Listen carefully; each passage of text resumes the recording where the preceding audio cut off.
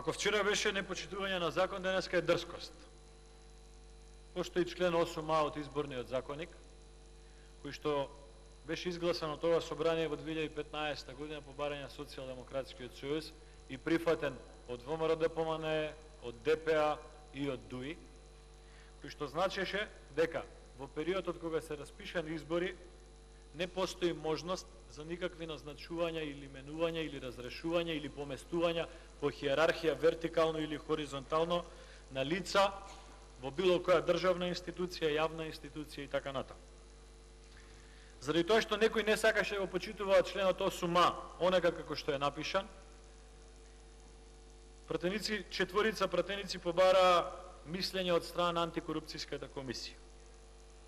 Антикорупцијската комисија даде многу јасен став дека постои законска пречка да се разрешуваат и да се именуваат лица од и во државни и јавни институции каде надлежност за именување или разрешување има Собранието на Република Македонија, Владата на Република Македонија или други институции кои вршат именување и разрешување.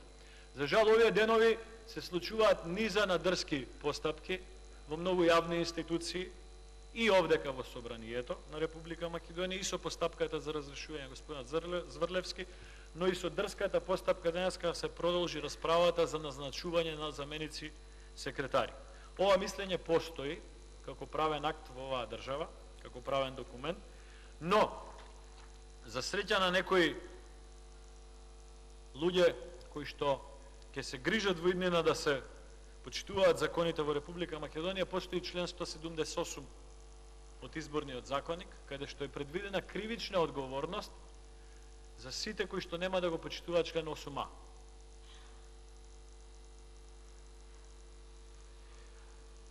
Пратениците од ВМРО-ДПМНЕ и Коалицијата за подобра Македонија ќе направат прецизна евиденција на сите случаи на вертикално и хоризонтално поместување во периодот после распишување на избори, вклучително и на постапката за разрешување на Марко Зврлевски и овој обид денеска за продолжување постапката за назначување на дополнителни нови 3 заменици на генералните секретари.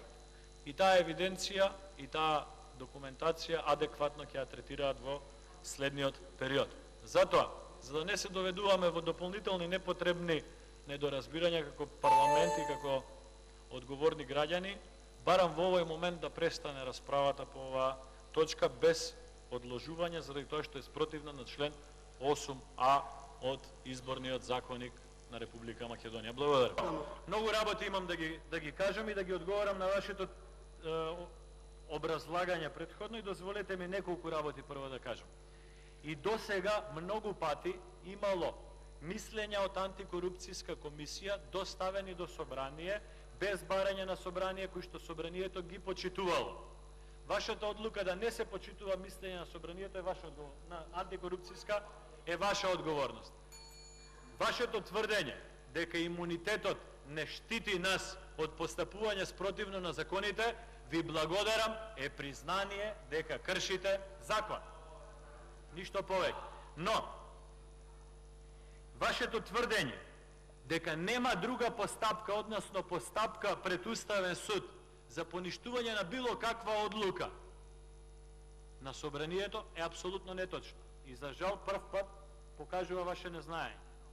Например, ве замолувам, токму законот кој што ја тангира антикорупцијската комисија, да го погледнете во неговиот член 16, кој што дозволува кога се прекршени процедурите точно во вакви ситуации, да разрешениот спротивно на закон да си поведе постапка пред редовен суд во парнична постапка да си докаже дека е точно или неточно. Член 16 од законот кој што ја регулира антикорупцијската проблематика.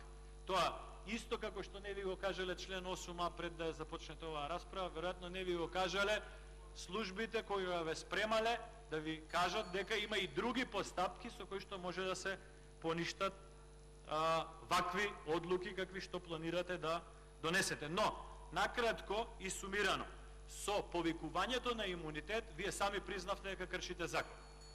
Што е проблем? Имунитетот ги штити 62 пратеници, кои што ќе гласаат спротивно на закон.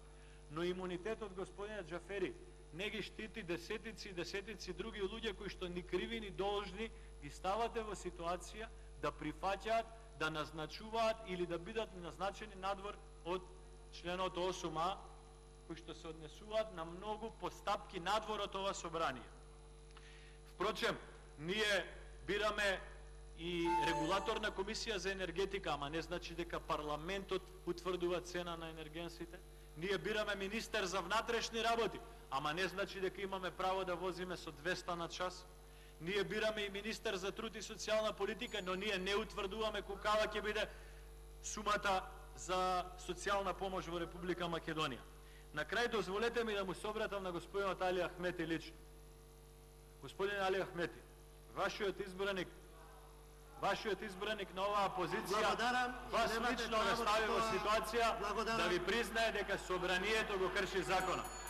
Вие сте еден од повозрастните пратеници, апелирам до вас лично да се позанимавате со начинот на кој што се води собранието на Република Македонија, заради тоа што господинот Џафери, покрај тоа што не покажува никаква почит спрема опозиционите пратеници ова собрание, го доведува ова собрание во ситуација. Благодарам.